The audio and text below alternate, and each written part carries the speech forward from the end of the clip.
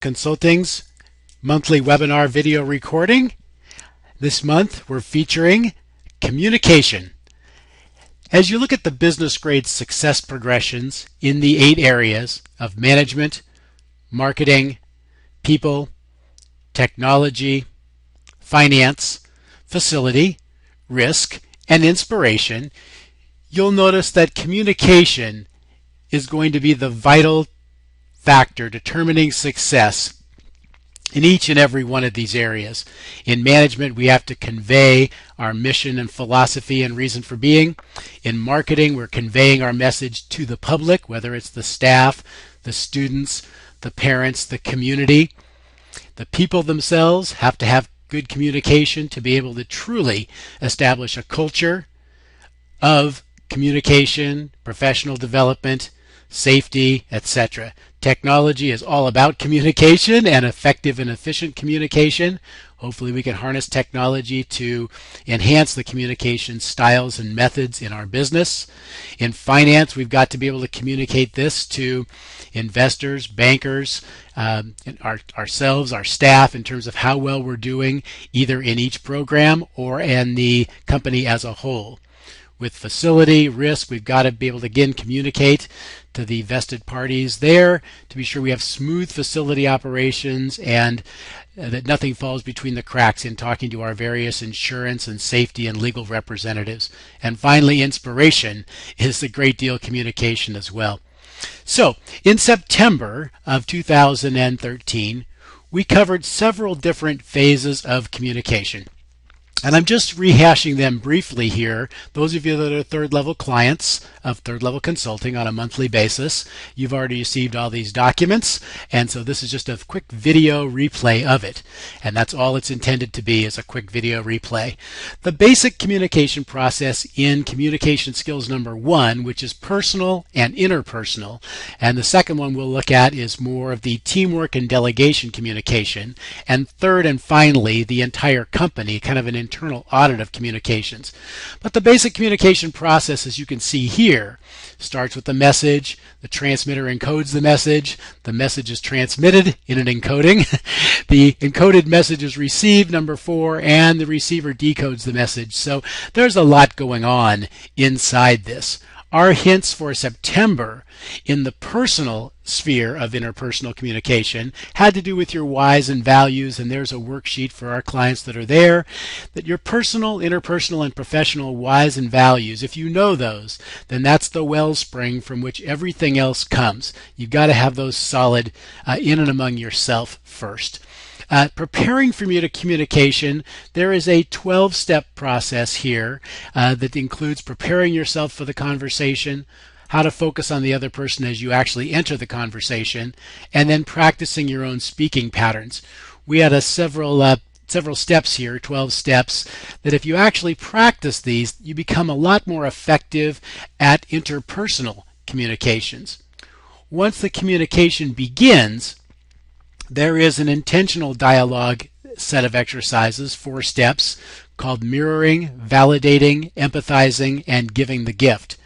Now, when you take these all together, getting your personal whys and values together, preparing for the communication with the effective steps, and once inside the communication knowing what to do, you have a toolbox of communication for personal and interpersonal skills.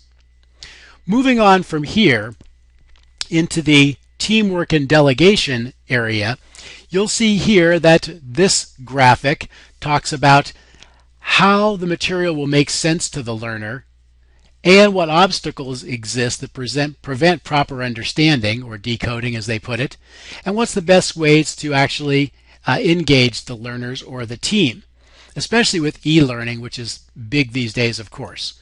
One thing to be aware of in the teamwork and delegation arena is that there are 5 steps, and many of you know these, to building high-performance teams.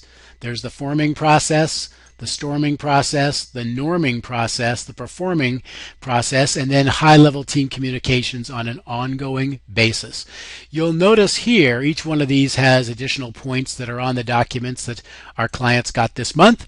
But from forming to performing is usually where people want to take the giant leap, not knowing that there are two additional steps in here. One's called storming, whether it's brainstorming, emotion storming, territory storming, whatever it is among the groups or the teams, to kind of get to a place where they're more at ease with each other. But knowing there's going to be this storming, quote unquote, phase is critical to being able to go to the next phase, which is norming.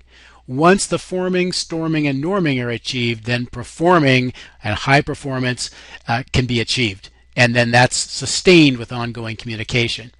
For delegation success, which is what teamwork is about as well, there are several questions here that can be asked, as well as some delegation success pointers and a success worksheet. But you'll see that this is the next phase of it. Finally, just as in personal communication, there are 4 points into delegation communication. It's got to be complete, concise, clear, and calm. And basically here, you see the saying down here that says you don't manage people, you unleash them. I love that. It's a great analogy. And when you have teamwork and delegation, communication is everything. Without that, you've just got a lot of individuals running around doing their own thing. It doesn't happen by osmosis. Everything happens because of intentional communication. But so often we don't have the tools to do it, whether it's personal and interpersonal, or whether it's this teamwork and delegation, or at even a higher level, the company itself. There is actually a tool for internal auditing of communication. And this has to do with several different factors here. If I blow this up just a little bit for you, you will see that an internal audit goes from the communication layers. Who is it that we're trying to get communication in and above? Possibly a communications SWOT, the strength, weaknesses, opportunities, and threats, the internal and external weaknesses. I take it back, the internal strength and weaknesses, since this is internal communications, that you have. This flows on to potentially the communications channels that you use, maybe some formal channels and some informal channels that you use to communicate. This would move on then to the procedures and documents that we use for our staff or our parents and students to actually enhance the channels, communicate the messages among these layers. So you can see as we work from right to left, it hangs together very nicely.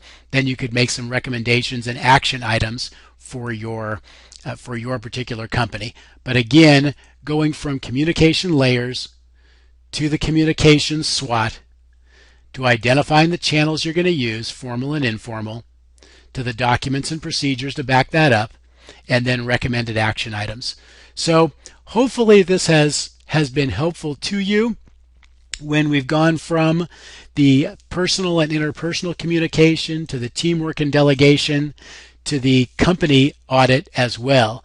By the time we're to the end of that and you've walked yourself through the communication chain, so to speak, you should have a much stronger business.